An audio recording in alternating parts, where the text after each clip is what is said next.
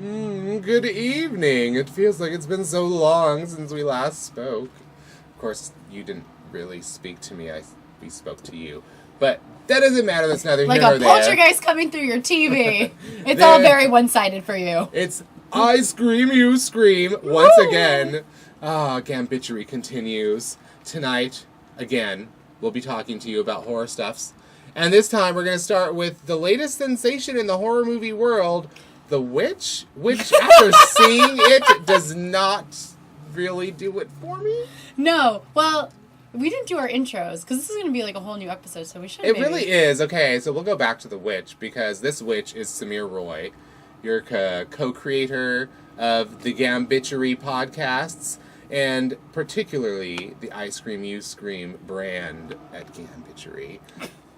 I'm just making this shit up right now. Clearly, yeah. But we kind of did make it up together. This is what happens when we do marathon podcasting. Of course it is. Well, that's what you get when you join this wonderful team of ghouls. Well, this witch, followed by my other witch. Which witch? I'm Margo. You can find me at Gambit Digital as well as you can find Samir. Oh, yes. Yes, but we witches have flown in on our broomstick, carrying on our backs the... it's alright. This is sort of okay. You know, you gotta go up a little bit. The witch. It was heavily hyped. I know. Well, if you like horror and you sometimes keep an eye on festival circuits for new and interesting horror movies that will be coming out, you've probably heard of The Witch. A bunch of fairly, unknowns to me, but I believe several of the people that are in The Witch are on Game of Thrones. I don't watch that. Well, the little girl kind of looks like another Fanning sister she to does. me. That's all I could think about, but she's I'm like, not. is that Dakota, No. 10 years ago? No, well, which would be Elle. 5 years ago. Elle. It would be Elle. She looks more like Elle. Elle. Yeah, I would agree. But no, her name's like Anna Sophia or something. She was actually very good in this movie. She was totally fine. It was more... The Witch... This is kind of what happens to festival movies, I feel sometimes. Like, they get all this hype, so hyped up. They get bought. Everybody's super excited they get to watch it. And it's just like talked up a storm. You get to it, and you're like, this should have been a short. Right? It just felt like the best parts of the movie sort of comprised maybe like 30 minutes. I was going to say 20. You're generous. Well, I was counting like the actual scenes where the build-up was good, too. Right, okay, Because some of it was, like, there was a lot that were like, it was a slow burn, but sometimes it paid off, and a lot of times it just didn't. It just kind of fizzled out. It's what you would call atmospheric more than anything else. But so much of it was devoted to this weird story about this family that's sort of like shunning themselves from this community of pilgrims that they seem to have grown to hate, but we don't find out why. They excommunicate themselves, I suppose. But we never find out exactly why that is. Because the father, William, doesn't think that this colony is religious enough. Basically just doing what the Puritans did when they left England. Yeah, except he's doing it to... It's like meta-Puritan. There we go. That's exactly it. I was going to say on a micro level. We both sound like tech douchebags right now. I swear I do not. You take that back. You stupid witch. Nonetheless, kind of right. But it's totally like what it is, though, because that's really what happens. No, I completely agree. But it's like maybe that's what created this weird witchy power in the... Because some of the scenes, because they kind of do I feel like, we have to establish like the baseline here, which is they try to establish a life outside the pilgrimage. Also uneducated, super religious fanatic freaks. And their only precious possession is a silver cup. Because it was like left by her dad to her. The only vestige of their life in very England. Dickens. Was like, this is it. Like they're talking about how they used to have like windows with glass, and the little kid's like, I don't remember that. It's like, she's like, oh, it was really pretty, and I'm like, I didn't realize glass was like some special thing. I thought she said it was like a stained glass. No, window. It was just glass. Just glass. Just a window with glass, instead of just like twigs and straw. I guess like it's what they have now.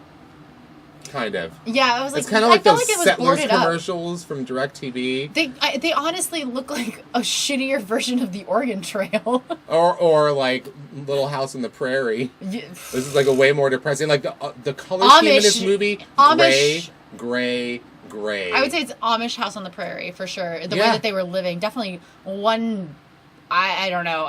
Didn't they churn their own butter? I actually cannot. I don't even know if they made butter. That. Who knows? Who knows? Did they have butter back then? But I was surprised. I'm like, okay, when you left your pilgrimage, you had just like that wagon full of things with the lady sitting on the back.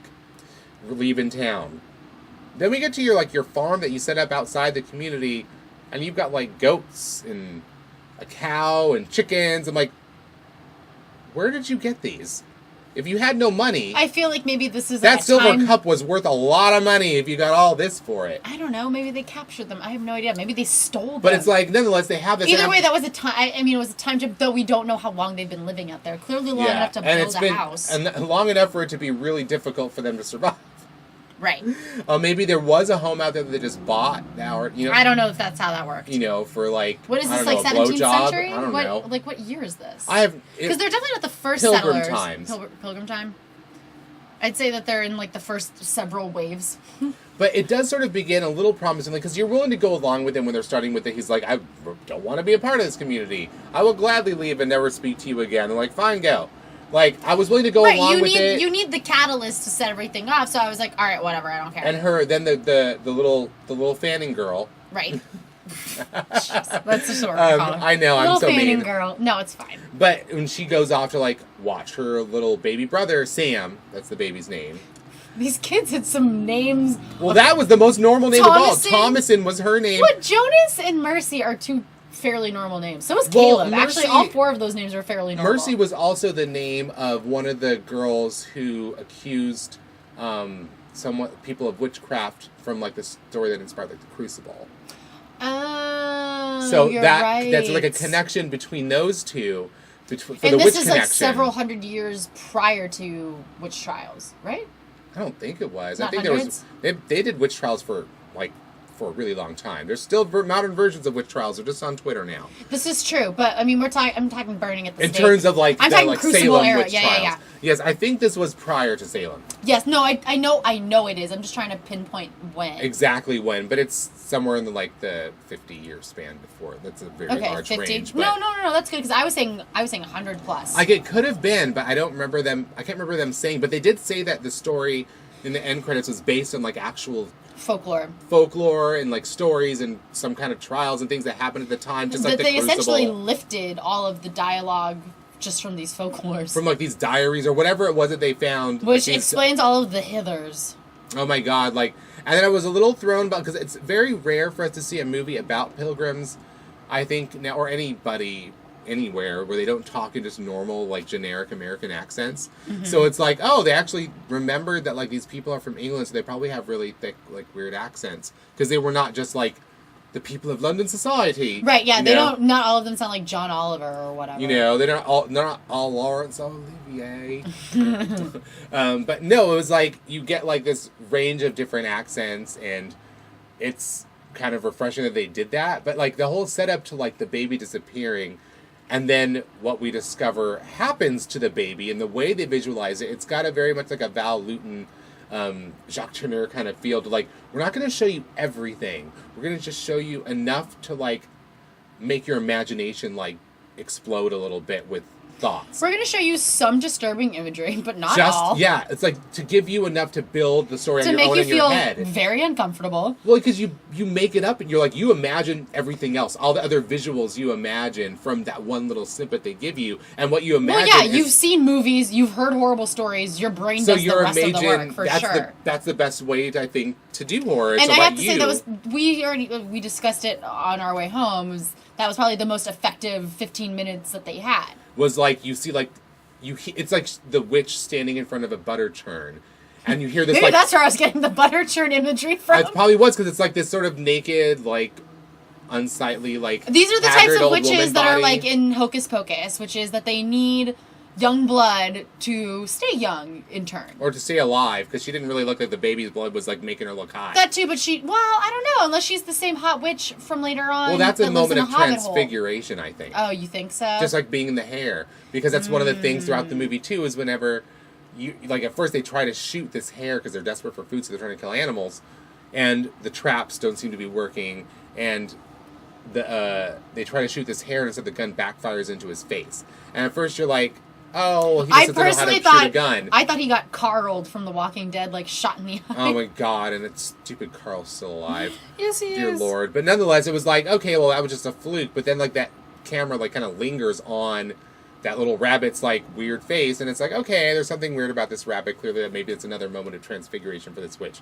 But that opening moment where you first see her and you hear that like thumping, slushing, thumping sound, and you see her doing what looks like a butter churn, then you just get that one shot, and she's naked with the long straggly hair around her, and you see like these bits of like flesh and bone and blood, like this slurry, like slopped on the side of this thing, and then she starts spreading it all the little chunks all over herself. And then she passes out in front of the fire. Like, and it's just like, oh my god, because you're like, oh my god, that was the baby. Like, the thought that somebody did that to a baby, and that you saw like that kind of little bit of evidence, and that they of could it. Sleep like a baby, but oh my god, it really got under your skin like right away, and I'm like, oh my god, okay. Oh yeah, no, there was a moment where I was like, I swear to God, if they show me baby, like infant side right now, I'm gonna leave. I can't do this. I don't know if but it gave us it set up a sense of promise for the rest of the movie. That and did then it not kind of get took like a cashed big like in at all. Oh yes, like dip, like right after that, I'm like, okay, now we're back to the drab. Well, then now it's basically uber religious life. Well, it's basically a family drama with a random infant side turn tossed with in. a witch who, for some reason, is targeting his family. But they don't talk about it, and like the only person that brings it up is this like twin that is just those creepy. Weird, creepy twins. All twins are creepy. Let's just put that out there first and foremost. Second of all. And at one point, they actually had to tie them with a rope to, like, the wooden fence. That was so funny. To keep them in control, because they're so unruly, and they're just, like, these evil But it was little also, shits. it was Pilgrim-era child leash. Like, when you see kids running around Disney and their parents with the child harness. Yeah, but Mercy, who is, like, I don't know, 6 or 7 years old, who's creepy, who looks like the orphan from the movie That's The what Orphan. I was thinking. Is exactly what was in my head, is that I thought... I was like, is the reveal going to be that she is the witch? Like, that was like, she's just a little person? Yeah, that's what I thought. That she was just like a... Playing? Because she had that weird high-pitched voice, too. She was creepy. She also kind of reminded me a little bit of, like, the... I am a witch! Like, the little kids in Wizard of Oz when she lands on... The Munchkin land? Yes, she looked like one of the little munchkins. It was kind of did. It was like the... It was really disturbing. And so the fact that everybody just, like, blindly believes what a fucking 7-year-old has to say... When I was 7, no one believed anything I said, ever, at any point in time. They all assumed I was constantly lying, and they were probably right. So I don't know why anybody listens to this little kid, right? And why this is a big plot point that like kind of dictates a lot of what happens later on. It was kind of crazy to me. I couldn't suspend my disbelief for that. Yeah, I could almost suspend my disbelief when the patriarch William is like, "Oh, a goat's the witch." I'm like, "Dog, come on! You know that goat has nothing to do with anything." Although I just saw there was some like article about how it was like the creepiest thing in the movie was like the way they use animals, and this creepy devil goat was so amazing in this film. I'm like, really? It just looked like a goat. It was a goat. It was just a ram, basically. Yeah. That's what rams do. They ram people, you guys. Fucking shock of the century. Jesus Christ. But it just kept taking these like nosedives into like really not really maudlin, but just very like the color palette of the film, very gray territory. Yes, I would say it's a little bit maudlin. Like it was like, because really we're sort of delving into the mother's like growing depression over first having lost that infant, blaming the oldest daughter for it. Thomasin. I'm like, you already named her Thomasin. That's punishment enough. Can we talk about Thomasin for a minute? And you keep calling her that. It's a hard name, and like they never shorten it. Not like to Tommy or T. Tammy. Literally anything would have been better than Thomasin. TT. So when they first call her Thomasin, I was like, who the fuck are they talking to? Tom. And then when you see it's like when it's Sin is literally in her name. Oh, I guess, yeah. They put Sin in her name, and then they bitch about Sin throughout the whole movie. But it's very hard to see a cheruby-looking girl that looks like baby Elle Fanning be called Thomasin. You're like, what? And then when she's like, I have to confess that I have sin, it's like, dog, you're 12. You have no sin. You are fine. But the dad even tells like the kid, like everyone, when you're born, instantly you have sin. And it's like, but what did a baby do? I don't understand what the baby did to sin. When finally Caleb, the dissenter, the oldest son, is like, I don't get it. Caleb, who's been separated from females during his adolescence so long that he starts looking at his sister's chest when she sleeps. I didn't like that. I did not like that. I was like, oh. This movie didn't need like weird incense undertones because it already had a very flowers in the attic vibe, just the way that they lived.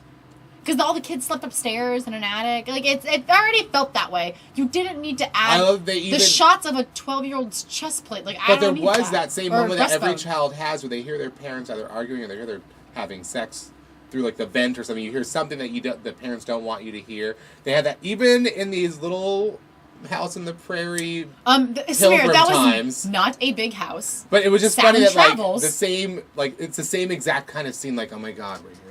Except this is a very bleak conversation about giving away Thomas into a I don't know what that means. I think they mean, like, maybe we can marry her off, or maybe some other family could use a girl to, like, serve them, that she's old enough and strong enough to be, like, their servant girl, maid or something. It was very disheartening. But it's like, she's like, are you kids? Could you imagine hearing? Like, okay, first of all, if they were not awake, yelling out to them was probably not going to keep them asleep.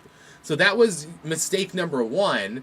I feel like that's just... And then having that conversation right under them. It's a common horror movie trope of, is anybody home? I'm going to take a shower. Except in Pilgrim Era. Like in the Innkeepers. Lee. Lee. I'm like, you said that 17 times and Lee has not answered. I don't think any living Lee is going to come to your aid now. I think that ship has sailed, honey. It's true. She says Lee for like 4 minutes straight. You're like, what is happening? Like, why do you keep doing that? So, like, every time you hear Thomas in, I'm like, anybody calling out anyone's name in this movie is an omen of death, it feels like. Because it's like, you are just going to kill this person at some point. And, like, it really ends horribly for everybody in some way. Except for Thomasin. I can't really tell you exactly because she gets hers. Just know that. After a very traumatic and...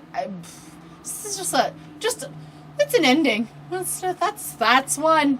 That is an ending. How you do horror endings? I don't know. I personally just didn't feel like it was particularly scary or had a lot of horror elements. It both felt like and not because overfed and underwhelming. Mm-hmm. Like, I don't need it to be a slasher movie for me to consider it a horror, but I felt all like those parts have to add together. The tension was wasted by these long, sweeping shots in gray mist of a forest, and like, I just wanted there to be more conversation about this witch. Like, did they hear about it before when they were in this village? Like, because I'm not gonna listen to a fucking 7-year-old tell me that there's a witch. You are a liar because you're 7. Not sorry. Right? That's just how kids work. Those kids were like genuine evil. Like, I could almost believe they were creepy. Like agents of the witch. When they were locked, I don't know, boarded up into that barn to spend the night together. Oh, God. I was like, I would be so scared if they were staring at me. They're fucking creepy. They were so creepy. It was very Children of the Court, and, like, they did a great job on the casting. Like, everybody kind of had a weird look, and there was some weird incestual, like, even father-daughter stuff that I was like, I don't want to get into this. Please don't go into this. Like when she has to take off his clothes to wash him when he falls in the pile of shit. Yeah, I didn't like that at all. He's a grown man. He can do that. He can take off his own shirt. Yeah. She can still wash it. She just doesn't need to take it off. Yeah. I was like, I don't like this at all. Like, there was sewn throughout the movie, throughout all those things, so it's kind of like, I guess we're also supposed to get the sense that the witch has some sort of design on this family, and you're seeing it through the effects on the family, and not her, like, casting a spell and doing things. Right, I don't need a spell. So it's like, cast, because, like, their crops won't grow. Oh, I see. And, like, the animals start, like when she tries to milk, and it's coming out blood, and instead of eggs, they're getting just every egg has a dead bloody chick inside, and there's no actual egg that they can cook. You know, it's like that keeps happening to everything. So it's like, is this the effect of a witch, or is it just the effect of, like, the land and their inability to use it? Is this, like, some curse that they've invited on themselves? But, like, in the movie, in the context of the movie, it's supposed to be clearly that there's something being done by a witch to affect this family, because she also sort of lures in the kid. Mm-hmm. And there's a great moment when they think the kid's gone, but something happened. There's a lot of specific moments that, like, the build up to that moment in, like, those few minutes before it, and then the payoff of that one immediate scene was, like, genuinely, like, you're gripping my arm moment. And it really was. It had a bunch of those moments, but I didn't feel like they were sewn together. Into anything, yeah. And they didn't add up to, like, a satisfying whole in the end. Which is why they should have trimmed a little bit of fat. And we all want satisfying holes. And plugs. Bringing it full circle. Yeah. Hole. Which is why I feel like they could have trimmed it down quite a bit. They really could have. I mean, I appreciate a good hour-and-a-half movie, you know? Like, Teen Witch is an hour and a half. It's perfect. It hits all the beats. It makes no sense. And this movie just, it felt longer than it was. Longer than it needed to be, because all those extra scenes, like, you could have said... Dude, folklore is, what, 10 pages? Like, how long is it? It's not that long, and you don't need that much of, like, the despair of their life, kind of, like, they had so many of them. They're religious pilgrims. I know their life sucks. I don't really need a ton of information on that. Like, there's a lot of ways to say that, still giving it a lot of detail, but not drawing it out so much. And it just felt kind of like they didn't know how to edit. They had a problem editing, and they couldn't tie everything together well enough for it to be... It was a case of not being able to kill your darlings, unfortunately. Yes. They thought every scene was a good scene, or every line was a good line, nothing needed to be like, no, this moment is really important because it really sets us in, like, no, actually, you've already told us this a few times, and you're just, hammering that nail endlessly into the board, kicking one of their dead animals after it's, like... No, I agree. Kind of thing, it's like, because... It's a shame because it did have a lot of really good things, and it set up a lot of good things in it, and there was a lot of good, like, subtle moments where it let you create the horror in your own mind, but then it let that dissipate because it spent so long in between those moments. Right. Which is where the trimming could have and happened. And didn't leave Stitch. I don't know, it was an ending, like you said, it was an ending. I guess. I At that point, liked it. It was actually probably the best ending that could have happened. But it also did, like, if you believe that the witch had some design on this family, then that ending kind of ties into that. It ties that full circle, but it also, like, they didn't give that aspect of the story enough weight. I agree. So it does feel a little bit flat. It feels like, okay, you ended it. Good job. And you wrote Fade to Black. Yeah, like, you should have fleshed out... one plot line really well. That plot line more than some of the other things, which was, like... I appreciate the growing insanity of the mother, which could have still been shown. I was going to say, but then that could have taken a backseat, and you can flesh out this witch line a little bit more. And then, I mean, her grief will fuel the paranoia. Like, and we don't I feel like it'll be more... It would just mesh better. We understand why her grief is increasing because of what's happening. It's obvious. So you don't need to give us long, drawn-out sequences of her doing it. It's like, I appreciate it in Jean Dielman. It's not a horror movie, obviously, but that movie... It's like a very long film, but, like, there's a genuine, specific intent to the long, slow telling of that story because that's that character's life, and it leads to a really brilliant payoff. But it's very much the story of the movie is the length and the time and the duration that's endured by, the audience and this character. There's something very specific to being like that, but I didn't feel that in this movie. Right. I felt like it was... And it wasn't the right fit for this movie, I don't think, either. It was very non-specific, where it should have doubled down on being specific. And been really specific. Yeah. And like, really focused because, like you said, the movie that you were talking about, it told a complete story of someone's life. This is just a moment in time in this family's life. So if you're going to do that, go whole hog. Who cares about where they were? I don't need a monologue about how life was like. Well, I also don't need a monologue about what life was like in England, and I also don't need William's part 110 monologue quoting the Bible. Like, I don't need that. I didn't need the Bible part, necessarily. I didn't need any of the Bible stuff. I get the religious... I get the England mentions, because it's supposed to also tell us, like, this is very recent for them to be here. Then flip on the other side and cut down on the religious-y stuff. Like, that was a lot. Like, it's very... there's so many different ways you could tell it. Like, just like... Because I'm thinking back to, like, a film like Day of Wrath by Carl Theodor Dreyer. He hardly made any films. He made, like, maybe 8 films, maybe 10 films in his whole career, over a really long career, and that witch movie is still one of the very best witch movies because it's like, it's slow. It's not really slow, it's just methodical, and it's well-paced, and that's a situation where the environment creating these characters and the sense of dread that comes with it, and, like, it's all very subtly told, but it's all perfectly built. Like, it's all part of that story very specifically. Like, the oppression of that environment that the character is living in, and, like, the actual depiction of her having these witchy qualities, it's all very ambiguous. It's like there's an ambiguity to the evil. It's not just cut and dry. It's not saying that the witch couldn't have been fun having a purely evil witch. I would have loved that. I wanted more of the witch.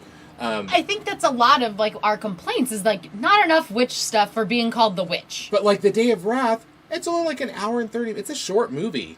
And it completely tells the whole, like, religious, like, the strict religious oppression, like, feeling of, like, being devoutly religious, and how that completely gives you this very square look on the world, and things can only be this way, and you have to be this pure, and if you're not this pure, then you're horrible, and going to the like, that kind of environment, that intolerant, like, very binary look at life is very much like the subject of that movie as well, and it's completely told just in the way characters are framed, the way they're lit, the way they move, the things that they say. They don't say a lot of lines, but the way they say them, the way the characters are defined by everything, like I said, the clothing, the lighting, the framing, the way the cameras even move very eerily at moments. It's like those things add up in a way that I don't think the witch was able to figure out. Even though this movie isn't specifically witches, but Rosemary's Baby does a great job of that. Well, that is witches. They're a witches' coven. They totally are a witches' coven. I'm like, I thought they were more satanic cult.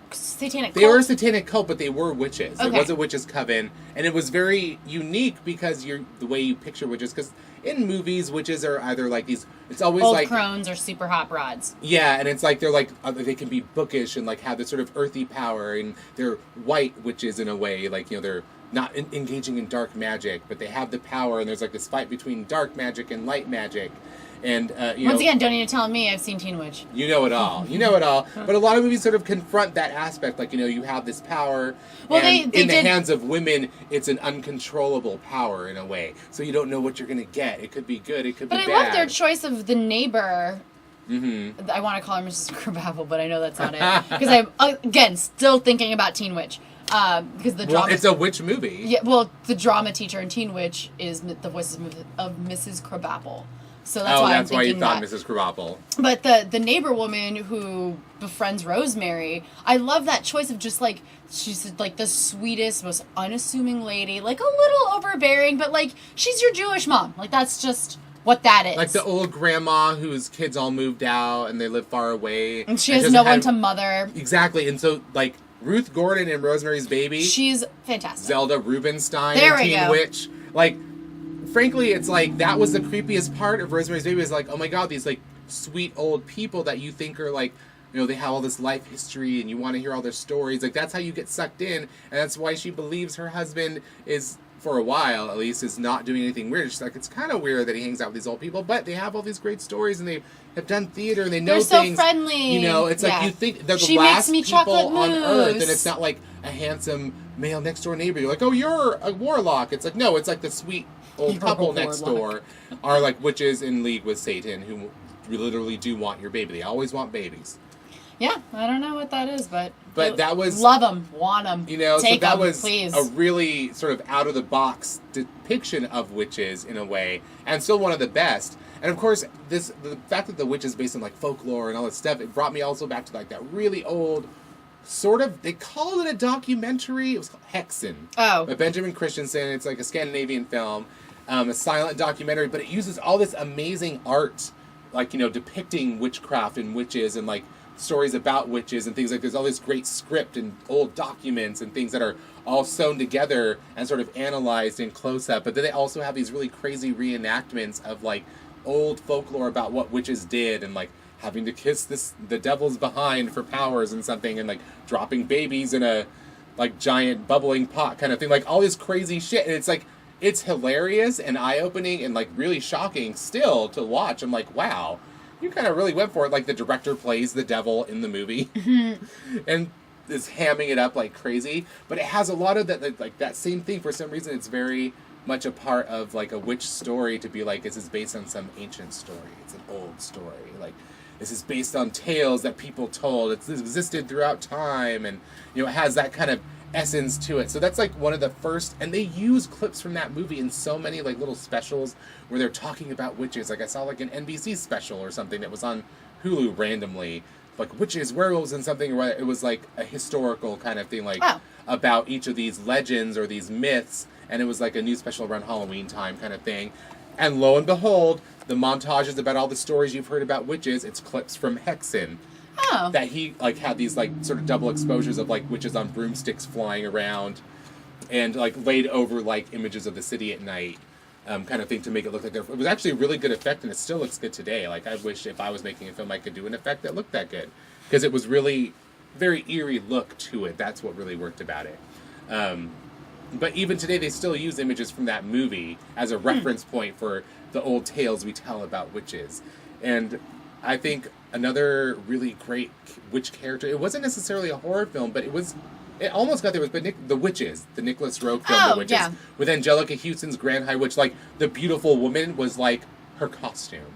I just remember she was happier as the ugly, long-nosed, crazy... That was one of the best witch costumes. I just remember their square toes very vividly, and that freaking me out. Oh, when they have the convention, and they all take off their wigs and their shoes, and they're, like, scratching, like, the weird sores from where they get irritated by the wigs, and their square feet basically like when women take out their heels. weave and take off their high heels.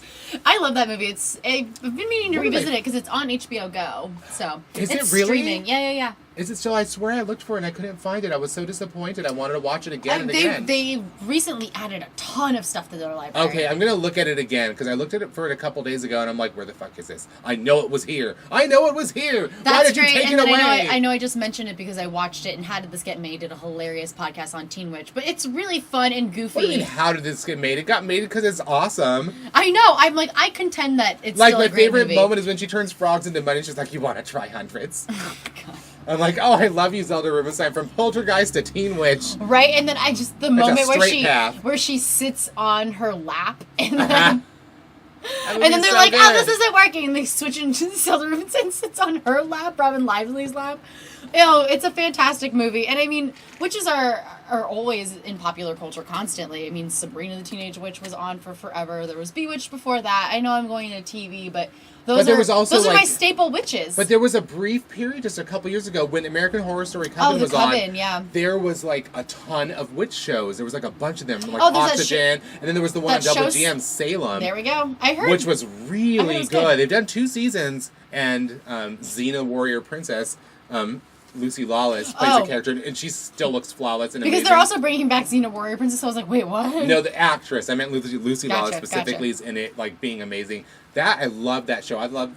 Because it's another one, but it's again where, like, the witch characters are like, we have all this power, but you clearly can't trust women with this power. But, like, you kind of can. They're fighting amongst each other, but that's what happens in any group of power.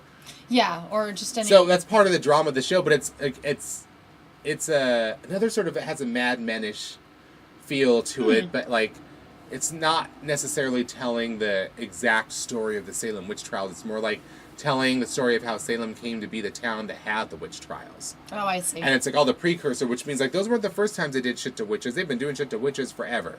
Like I said, Day of Wrath is set like centuries ago before the Salem witch trials when they were burning witches at the stake. And I just love the witchcraft in that movie because literally someone's just saying, like, if you do this to me, this is going to happen to you. It's not her, like, I did this crazy thing and I waved my arms or I had to sacrifice a goat to get this power to do this. You know, it's like, no, it's literally just like, I got this power and I'm going to use it and you're going to be sorry.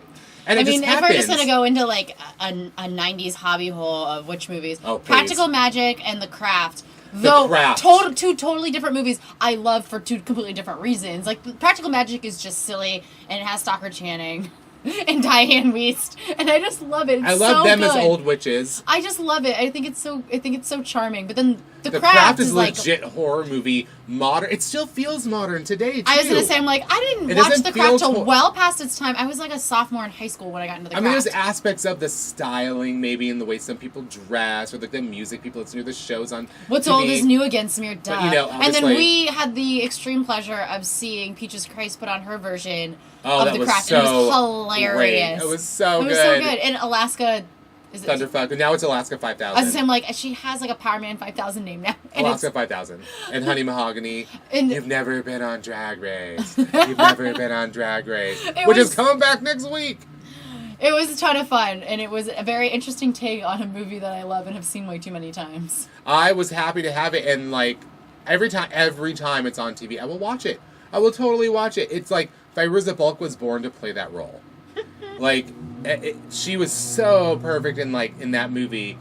But that movie was one where they showed actually a woman who finds complete control of her powers and one who it takes the best of her, really. But you're genuinely frightened throughout that movie. High school. Because high school is terrifying enough. Exactly. Could you imagine being a witch? What a metaphor. I know. The angst of being a teenager. Any other recommended witcheries? Oh my goodness, I'm trying to think, because there's like a whole list of them. There's so many. Well, yeah, but I mean, like, some of our favorites near and dear to our heart. Obviously, we already threw out Rosemary's Baby. Which is our jam. Witches of Eastwick. Oh, that is a great movie. I love that Not movie. the show. And that's another one where they don't really know that they're witches. They just sort of discover that together they have this power. It's almost like a female empowerment movie, but like it actually has some It was sort like First Wives Club, but corporeal if you expression. found out that you were a witch instead of finding out that you got divorced. Yeah, like it was a great movie. I love that they featured it on Cocktails and Classics because I thought it was a prime choice for that because Cher does look amazing in that movie. It was like Moonstruck era, right? Mm-hmm. It was like 87, I think, 86, 87, around when that came out. It wasn't necessarily a horror movie, but it had so many horrifying things in it, like all the things that happened to Victoria Cartwright. She was the little girl in The Birds. Oh. But she's like the sort of like preachy wife of like the editor, the town's newspaper editor, who sort of bears the brunt of all the magic, really, from Jack Nicholson's devilish character. Like the cherries, remember the cherries? Like her just like he's like, have another cherry. All the witches keep eating cherries, and then Victoria Cartwright just keeps like puking them up. Mm-hmm. And of course, when she falls down the stairs and breaks her leg at like that party. And then that's when she goes crazy, where they're like, oh, well, you know, when you have a bad break like that, the marrow can seep into the bloodstream and it causes them to, like, go nuts. I'm like, that was legit terrifying, too. She has, like, the best role in that movie. They were right when they said that on Cocktails and Classics, that really, she has the best role of anyone in that movie because she has, like, the most freak-out, like, tirade scenes. She gets, like, some of the best effects. You know, like, she is a complete nutcase by the end. It's, I thought that was also a really fun depiction of witchery. That's one that kind of sticks in. Because also I was kind of a kid when it came out, and it just kind of Sticks with you. one of my favorites, like a childhood favorite. Even though she's not technically a witch, I kind of think of Princess Mombi from Return to Oz like a witch. Like, that bitch was fucking crazy. Because obviously there's the Wicked Witch of the West. Well, it's funny Wizard that you of say Oz. that because even though this has nothing to do with witches, but I think about it all the time. Probably because I just love this movie. But Death Becomes Her. Oh, I love. Well, that one character, like Isabella Rossellini, kind of is a witch. Is she kind of a witch in that? She kind of has powers. Yeah, because all I can think about is Meryl Streep's head on the back of her body. Oh my god, that movie is so good. It's such a. Oh, I just love that one moment where. My favorite moment of that movie, I still think, is the scene in the insane asylum where Goldie Hawn's character is like. They're all sitting in like the talking circle, all the inmates.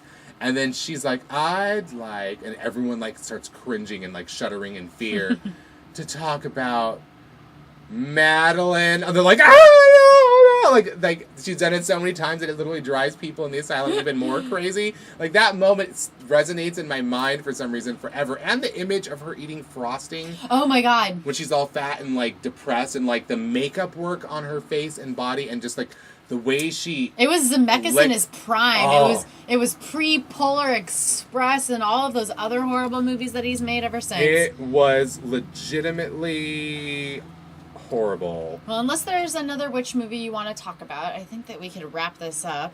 Like, how long have we been Since going we on talked witches? about The Witch.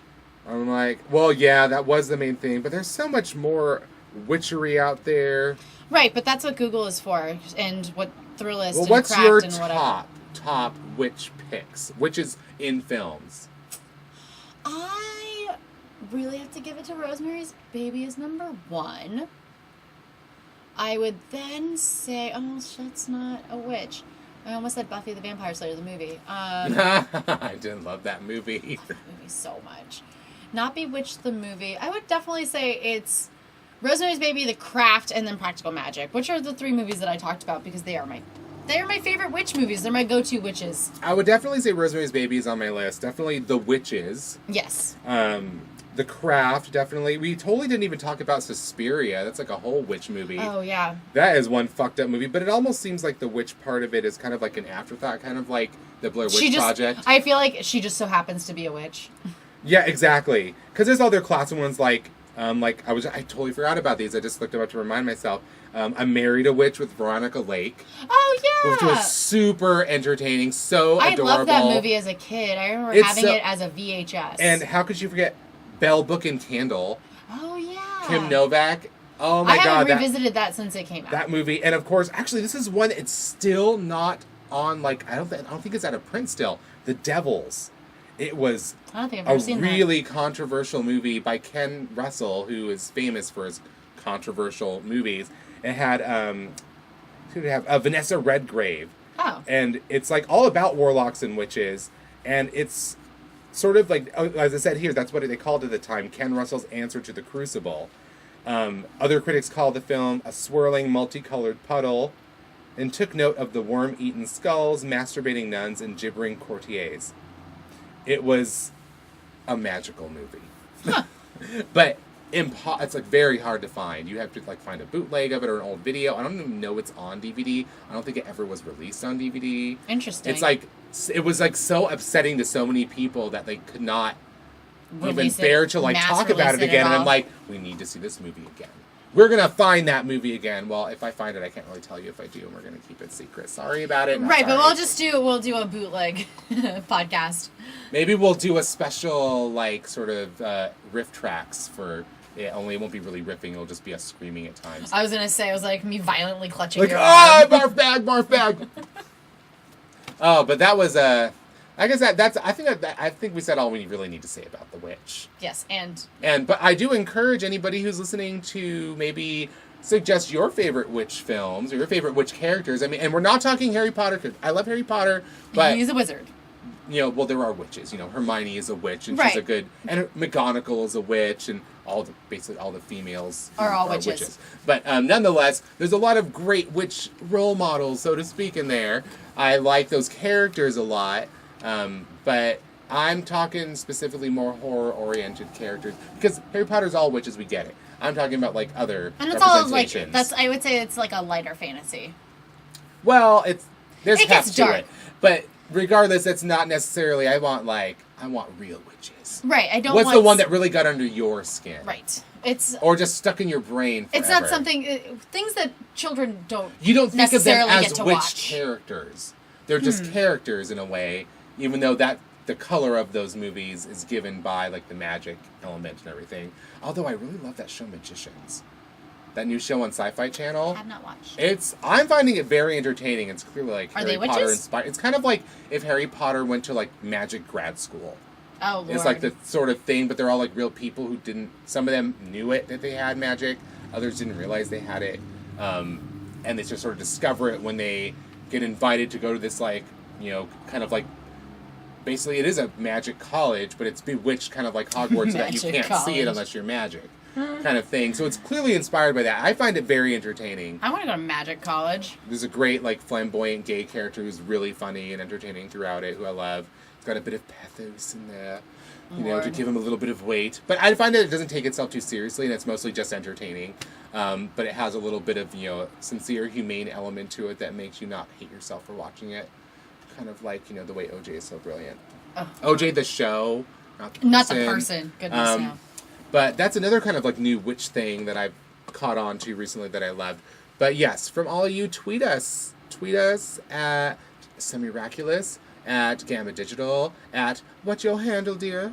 Marg, she wrote. Yes, tweet us the witches that, cast a spell on you. I'd like to hear which ones are the ones that did that to you and have not released you since. Oh, how could I even forget to include the Hocus Pocus witches on my list? Oh, it's just so de rigueur that they're in there. And I did genuinely get scared the very first time I watched Hocus Pocus. Put a spell on you. Yeah. Oh, Bette Midler. Oh, those teeth. That hair. The children in cages. I live. But I feel like we can also revisit witches when another witch movie comes out, because it's gonna happen. Oh my goodness, yes. Let's just hope that it will be a little bit more entertaining than The Witch. Yeah, I'm hoping for more. You want to talk? Do you want to give it a grade? Should we? Do we do grade? We don't ever really grade. We don't really do. I feel like you should be able to tell that from the tenor of our tone, of our podcast, what our review, what our rating of that movie is. Our pitchy. It's not that bad. The Witch? On that note, I say that you should always check us out on iTunes. We are free. You can download us. You can subscribe so every new episode just pops up in your feed. You can, of course, do that on the Gabba Digital page on YouTube. And don't ever forget to rate and review us, please. Oh, for sure. Your voice is important, too, if the internet has taught me anything. It's taught us many things, like it's open letter season. Oh, Jesus Christ.